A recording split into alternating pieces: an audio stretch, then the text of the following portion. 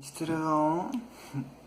Estamos de volta com mais um assunto que intriga, obviamente, né? Porque coloca a pessoa trans em qualquer assunto da treta, pra variar. Pensando na sociedade, ela tem os seus padrões, né? Ela tem as suas noções de estrutura, suas noções de normalidade, enfim. Ela precisa fazer a manutenção dessas noções e do que fundamenta ela. Dentre essas noções está justamente a heteronormatividade, que é o quê? Uma noção de corpo pautada numa ideia heterossexual e cisgênera.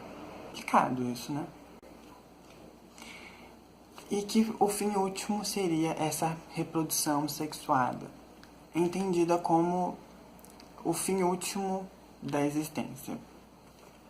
O problema nisso é que isso vai estar presente, essa normatividade, em todos os espaços ocupados e tensionados e construídos pela humanidade. E isso também no que nós chamamos hoje de trabalho, que são essas ocupações que desenvolvem as sociedades, né, que inclusive faz a manutenção dessa normatividade. E quando a gente começa a pensar pessoas trans no mercado de trabalho, a gente primeiro não encontra pessoas trans como deveria encontrar nesse mercado formal de trabalho. Porque o corpo trans é um corpo que eu chamo de incendiário, né? No sentido de que ele tensiona as noções de corpo, as noções do que é ético, do que é moral, do que é político, do que é orgânico, do que é natural, do que é humano. E quando esse corpo começa a ocupar esses espaços, principalmente esse lugar do trabalho, obviamente vai tensionar. E não só no mais imediato e concreto, como o uso do banheiro, a forma como as pessoas vão ter que mudar a forma de tratar, ao invés de ele e ela, ao invés de ela ele, ou elo. Mas tensiona toda a noção de trabalho, de ocupação. Não é à toa que pessoas trans são extremamente marginalizadas, no sentido mais profundo possível. E que, por exemplo, mais de 90% da população de travestis e mulheres trans do Brasil precisam se prostituir para sobreviver. E prostituir não é a questão. Tudo bem se prostituir. A gente tem o nosso corpo e a gente faz o que a gente entende com ele. A questão é essa ser a única opção, e essa relação da prostituição está sempre presente nas relações de uma pessoa trans. Eu, como uma travesti não binária, como uma pessoa que mudou a expressão do corpo, é extremamente insuportável como o meu corpo presente nos lugares parece estar ali apenas para satisfazer as pessoas.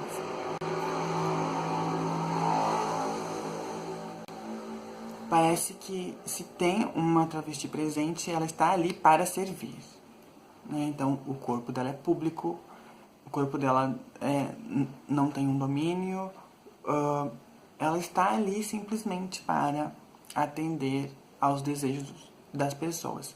Isso no ambiente público, numa festa, seja no ambiente privado, seja no ambiente acadêmico, onde a gente sempre é o objeto de pesquisa e não a parceira de pesquisa que tensiona essa teoria e que repensa o discurso, que repensa os fins metodológicos e etc.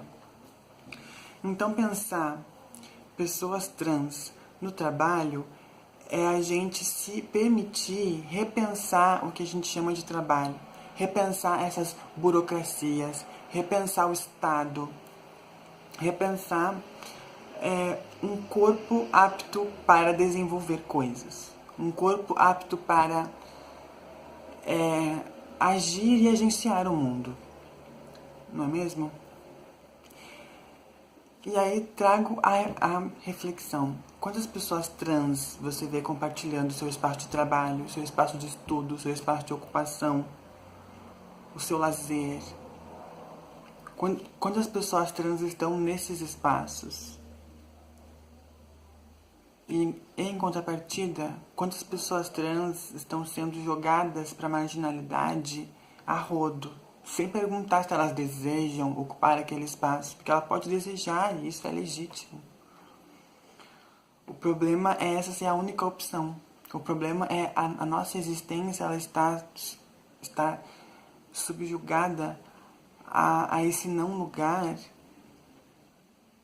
que nos monstrifica e que nos condena, a ponto de nós chegarmos ao cúmulo de a expectativa de vida de uma travesti, de uma pessoa trans no Brasil é de 30 a 35 anos.